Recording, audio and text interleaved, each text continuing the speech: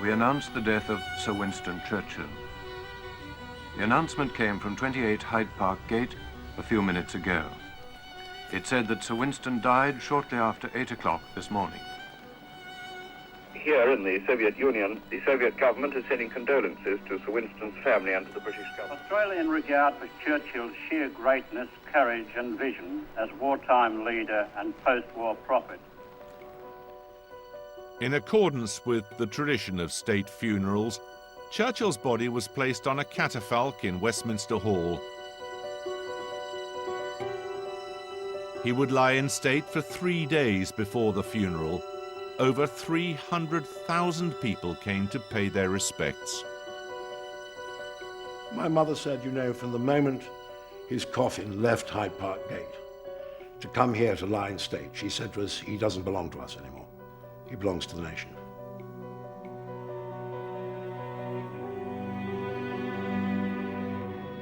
It was, above all, intensely moving. I suppose principally because I'd known him.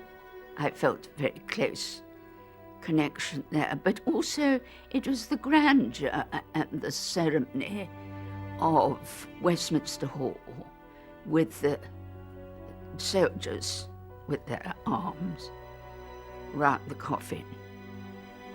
I went many times just to pay my respects.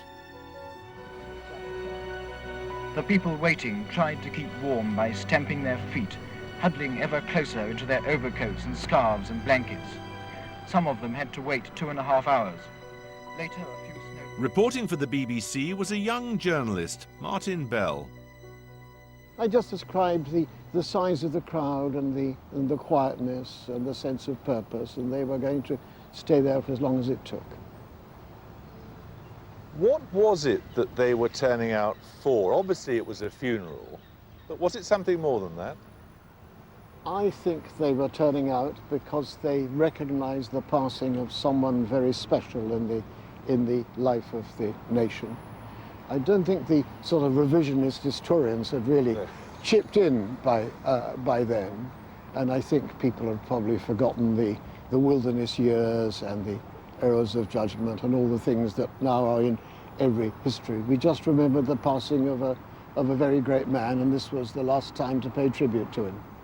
I would have thought that that event, the funeral, the lying in state, the great crowds, they represented the passing of the old Britain. General, salute! Present! Fight! On the 30th of January 1965, the coffin of the man who had led Britain through the war emerged from Westminster Hall. 7,000 servicemen waited for the start of the biggest procession London had witnessed since the Queen's coronation 12 years earlier. Commanding the bearer party carrying the coffin was a young lieutenant, Anthony Mather. The bearer party consists of 8 bearers, with the tallest at the rear and the shortest in the front. And on this occasion, because it was a state occasion, there was a warrant officer in front, and I was bringing up the rear, giving the words of command and encouraging them to do as they were trained to do. Among the bearers was Lance Sergeant Lincoln Perkins. The guardsmen were astonished by the weight of the burden on their shoulders. The coffin, we were led to believe by the undertakers, was lead-lined. We all said, wow, we've not practiced with a weight like this before. It was just a surprise that he was so heavy. There have been funeral processions before. There have been state funerals of... Narrating the television coverage for the BBC was the veteran broadcaster Richard Dimbleby. There has not been, I think, in the whole history of our land, a state funeral or an occasion which has touched the hearts of people quite as much as this one is doing today.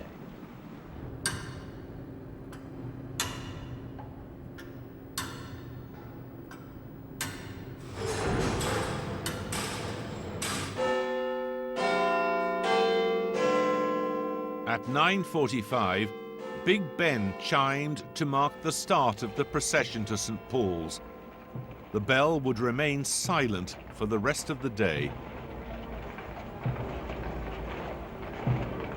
There had been 7 years of planning beforehand. The state funeral was organised in 6 days. I marched behind the coffin with my father and my younger brother Jeremy. And I always remember Jeremy was 12, I think, and he was the only one who didn't wear a top hat. He wasn't old enough to wear a top hat. And it was a freezing cold day, and I thought he must have frozen alive.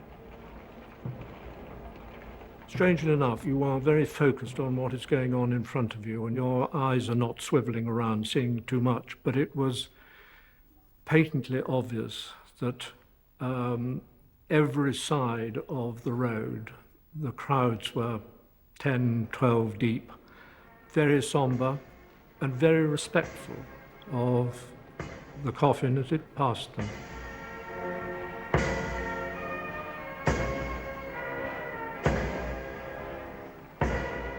Just marching down Whitehall, you saw these extraordinary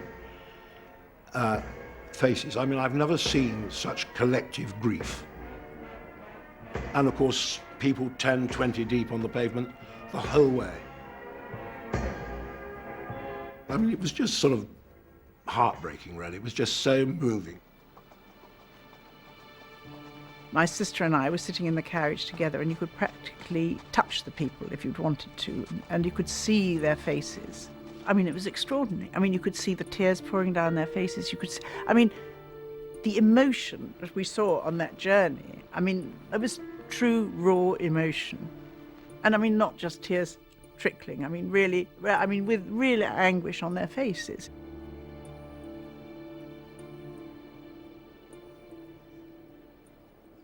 Over 3,000 people had been invited to St. Paul's for the funeral service. 111 countries would be represented, including 5 monarchs, 6 heads of state, and 16 prime ministers.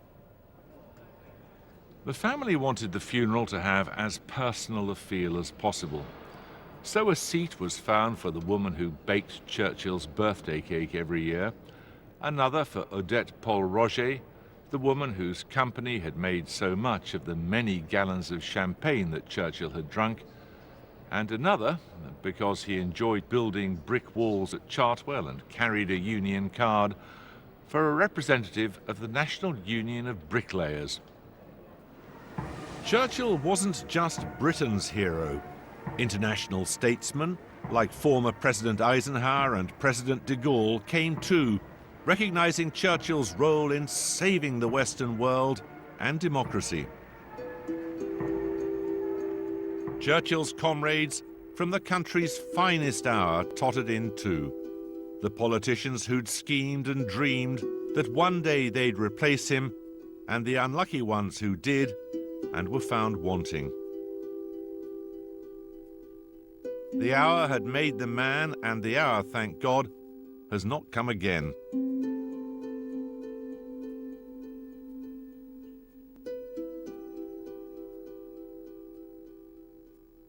It was from this bunker deep beneath the streets of London that Churchill commanded armies, navies and aircrew all over the world. It was decisions made here and implemented here that determined the future of the world. When those dignitaries processed into St. Paul's Cathedral in January 1965, they were paying tribute to the leadership of this country at a time when the rest of the world critically depended upon it. But have the events of the early 1940s ever really been forgotten? When we venerate Churchill, do we, in a sense, expect to maintain forever the position at the top of international affairs as we had when he was Prime Minister? Doesn't he represent an idea of Britain in the world that is actually profoundly unhelpful? Actually, I think that Churchill's vision of Britain's role in the world is the most valid and useful guide for how we should think of ourselves. He wanted, obviously, Britain to have a close relationship with the former imperial countries of the Commonwealth, sure. But he also thought that Britain should be deeply intertwined with the United States, but he also thought that it was our destiny to be involved in what took place in Europe. Winston Churchill was one of the founders of the idea of the European Union. He was one of the great campaigners. And that vision of Britain as the centre of these three interconnecting sets, Europe, the Commonwealth, America, that's still a very powerful and attractive vision of how this country ought to position ourselves. Back again at St Paul's Cathedral in a moment, we shall see the first arrival of members of our own royal family. The Queen, with her, the Prince of Wales, who has come from school at Gordonston for this day, and of course His Royal Highness Prince Philip, Duke of Edinburgh, in his uniform as Admiral of the Fleet, passing the gorgeous tabards of the heralds, the darker greatcoats of the household cavalry. The bearer party, now carrying the coffin from the gun carriage to the cathedral, were about to face potentially huge public embarrassment. We had difficulties occasionally, particularly on the steps of St Paul's. That was really the worst time. And we brought in, on that occasion, 2 swingmen at the back who helped to keep it steady on the shoulders, so not letting it slip downwards. Just ahead of the bearer party was Lord Attlee, the former Labour Prime Minister, who'd insisted on attending the funeral against medical advice. Halfway up the second flight of stairs, when Lord Attlee stumbled. This is what, going into St Paul's? Yes, going into St Paul's, and we had to come to a stop. And it did actually slide off the 2 front shoulders of the 2 bearers. And we was very lucky that we got the 2 gentlemen at the back who were pushers, what we call pushers, who push us up.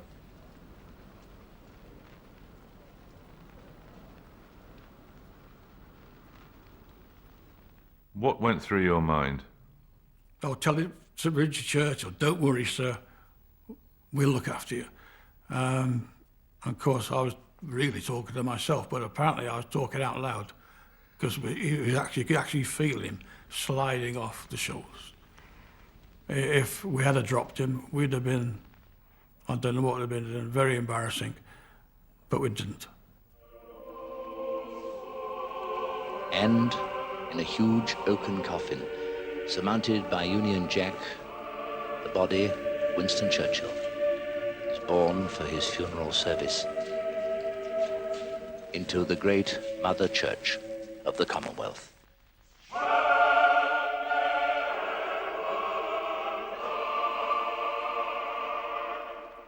High up in the cathedral that morning was the St Paul's bell ringer, Jim Phillips. We went up into the ringing chamber where we ring the bells, made ourselves comfortable, and then we went along the triforium to a gallery under the dome to watch the funeral from there. And it was quite interesting. We passed a garden shed, and it was dear old Richard Dimbleby in this garden shed doing the commentary from there. So the setting is complete as the sentences come towards their end. The service it wasn't harrowing, because it was just magnificent, really.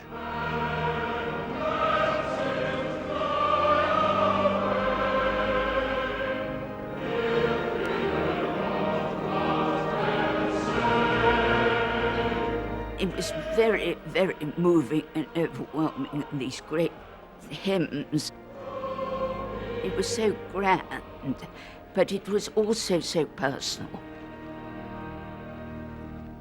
There was Winston Churchill in his coffin, and he was with us. I mean, there was a great sense of his presence at the ceremony.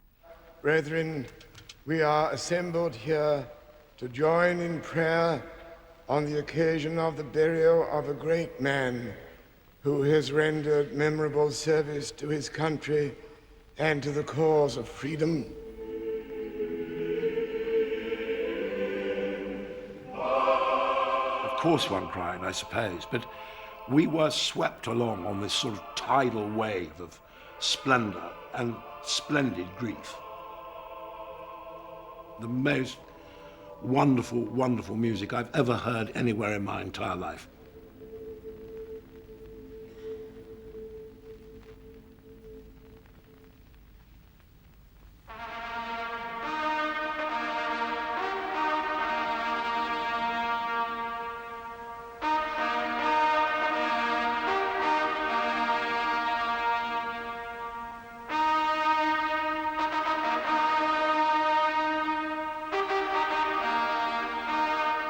And when the last post was played, I mean, you know, there wasn't a person in that, in St. Paul's Cathedral who wasn't just standing bolt upright. It was just extraordinary. Good morning. Good morning, sir.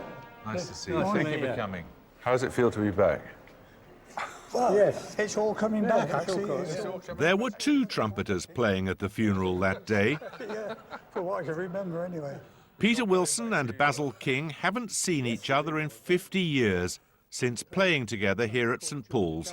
Did you feel this was a special occasion? Oh, this was definitely special. Definitely special. Did you get a sense you were being part of history? No, I didn't. No. All I was worried about was my knocking knees.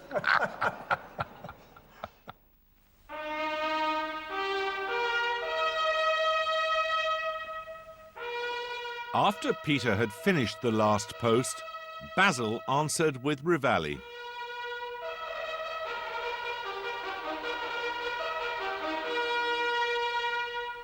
It's the very easiest thing in the world to crack a note playing these type of trumpets, as people say, isn't it? It's easy to crack a note on there. Easy. And his was superb. And I thought, well, mine's got to be exactly the same. So I think I fixed my eye on something on the wall and got the nod to go, and there it was. It went very well, thankfully.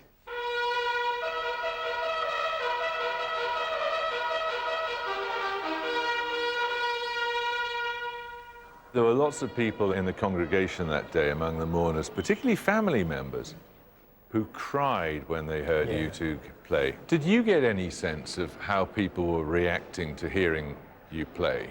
The last post always gets them, doesn't it, really? You know, it doesn't matter where you are or what funeral, the last post, they start to cry, yeah.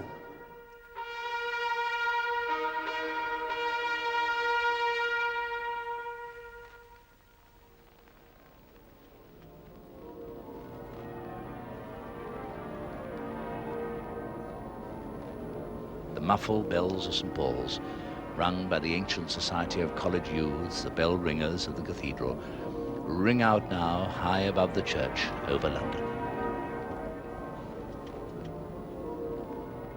Oh, it was tense, very tense. There was an atmosphere of sadness. This great man had gone.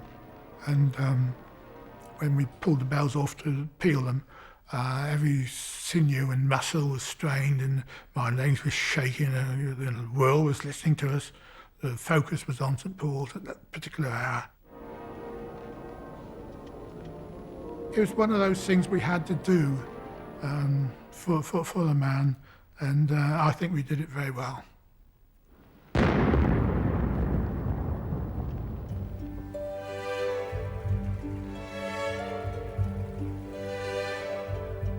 From St. Paul's, the gun carriage travelled to Tower Bridge, where the man who'd been First Lord of the Admiralty in 2 world wars was carried onto the Haven Gore, a Port of London Authority launch now waiting at Tower Pier.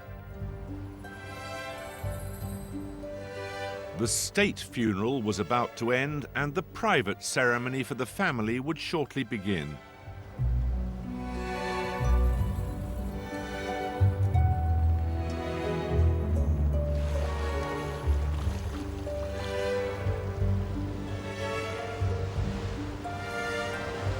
River traffic on the Thames had been stopped for an hour, as the Havengore pulled out and headed upstream. What was the Havengore's role in the funeral? Well, this was the final part of the state funeral. It was moving the coffin from Tower Pier up the river to Waterloo Station, a journey of some sort of 15-20 minutes. And this, as the plaque says, is where the coffin was. That's right. Was the coffin alone on the boat? No, there was a bearer party to obviously carry the coffin on board and off. There was also the chief mourners, so that was Lady Churchill and the immediate members of her family in this cabin here.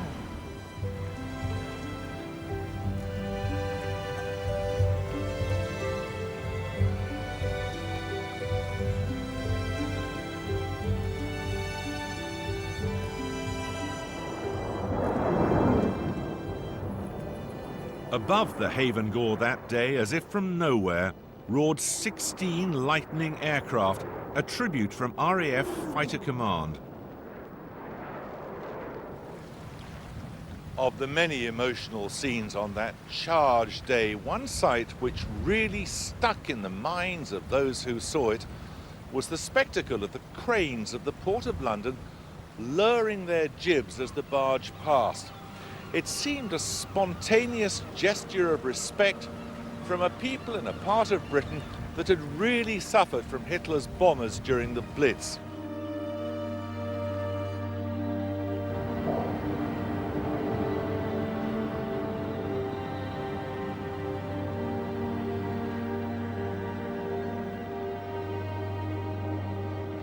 We were all undone by the cranes dipping in salute to his coffin. That was just, I mean, that undid us all, really.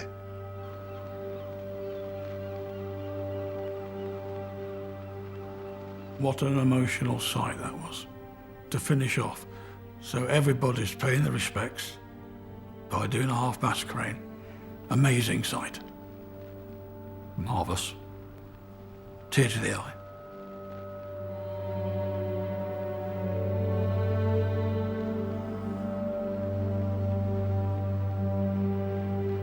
Those Thames cranes have long since gone, but one of the workers from the time remembers the docker's gesture somewhat differently. You know the scene at the funeral when the dock cranes lower their jibs? Yeah. Talk to anyone who watched the television coverage in particular. That's the thing they remember. Yeah. And they all found it very, very moving. Yeah. Mm. Do you find it moving? Not really, because I knew what happened. What had happened? They didn't like Churchill. Well, I'd say they didn't like him. I think I can speak for most of them. They didn't like him. And when they were asked to do it, the atmosphere was no, but then when they were paid to do it, because we didn't work Saturday afternoons, they wouldn't have been there. So that was not a spontaneous gesture? No way. No way. They were paid to do it? Yeah, yeah, yeah. What was the feeling among the dockers about the men who were prepared to operate the cranes then? I know that there was a lot of arguments and rows about it, and the atmosphere seemed to be, or the attitude seemed to be, if you respected the man, you'd have done it for nothing. If you didn't respect him, you shouldn't have done it at all. The atmosphere was that Churchill wasn't a working class person, he wasn't a working man's representative at all, absolutely. I mean, we were I remember going to school with holes in my shoes and bits of cardboard in it, and we used to see him with a great big cigar in one end, sometimes a drink in the other. He just didn't associate with us at all. But it was a very moving gesture. It was, yeah. Were you moved by it? I was, to be honest, I was. Or even though, you know... You didn't like Churchill? No, I didn't like you Churchill. You were moved by the gesture? I was moved by that, yeah, yeah. I was moved by the whole funeral, but I didn't like him at all. Churchill had certainly been no friend of militant trade unionism and had even sent in the army against strikers. But he had led the fight against German fascism.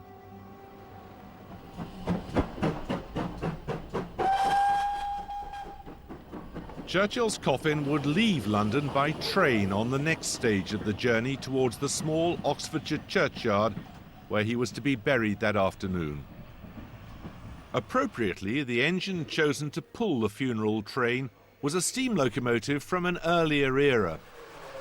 It was named Winston Churchill. The engine has been restored by a group of railway buffs in Hampshire to mark the anniversary of Churchill's death.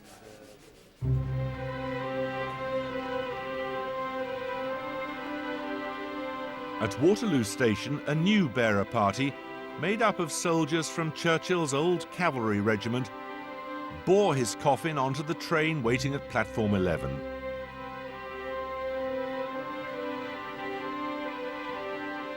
Just after 1:30 in the afternoon, the funeral train and mourners pulled out. It was the start of a 70-mile journey which would take 2 hours to reach the tiny station of Hamborough, close to the churchyard at Blaydon.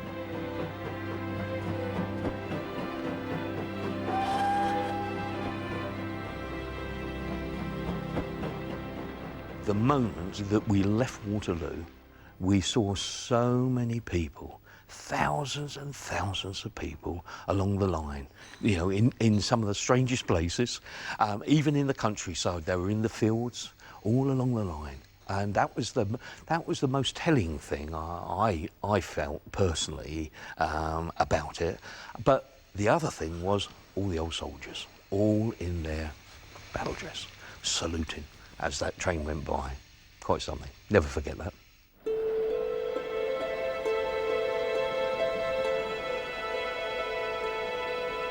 I remember going down in the train to Blaydon. There was a lockkeeper, I remember, with all his medals up, standing there saluting.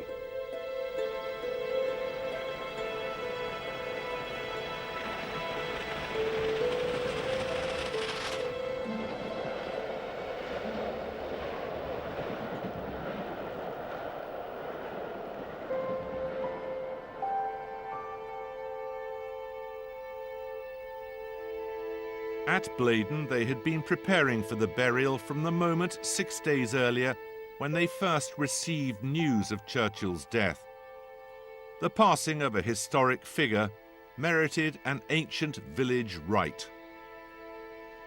When you heard the news, you came across to the church and tolled the bell. Why did you do that? Well, it used to be the old-fashioned way that when anybody passed away in the village, you used to go and toll the bell, and you used to toll the bell 3 threes for a man and 2 threes for a lady. And anybody in the village then knew that somebody had passed away, and it was either a man or a lady. And so was it that because you thought that Churchill belonged to the village, or what?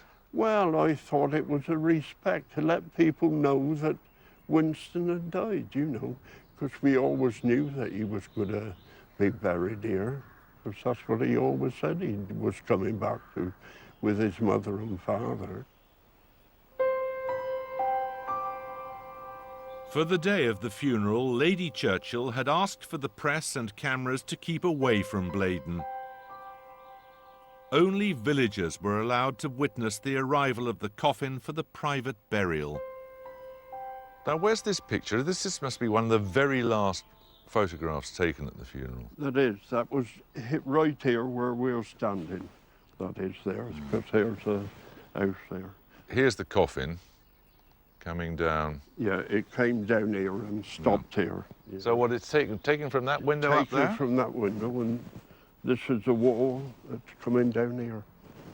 This is the coffin actually going into the churchyard, isn't it? That's right, that's right.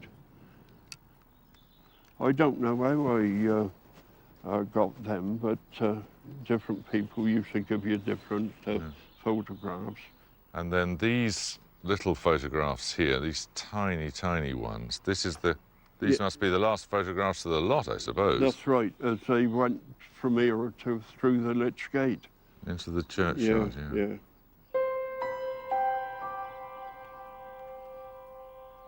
Were you very moved that day? Yes, I was. Yes, I was. I bet you were, actually.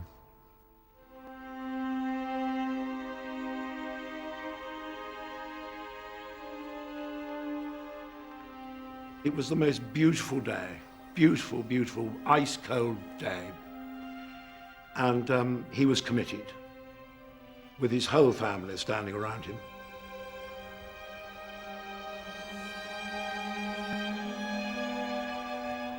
And as the coffin was lowered into the grave, a Spitfire flew right over his head. I've never forgotten that.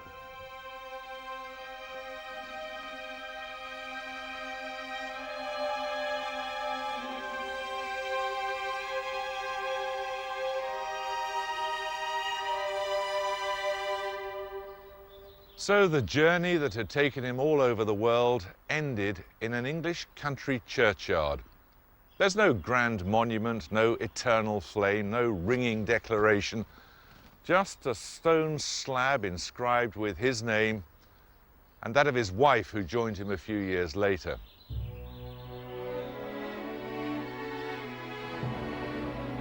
On that icy January day back in 1965, more than 1 million people lined the London streets to honour the passing of a man who had stood firm when others might have buckled. He was just a human, mortal and fallible like the rest of us. But the people had seen in his spirit something they hoped to see in themselves. History isn't made by great men, but sometimes a man or woman may so come to express the spirit of the age that they become great.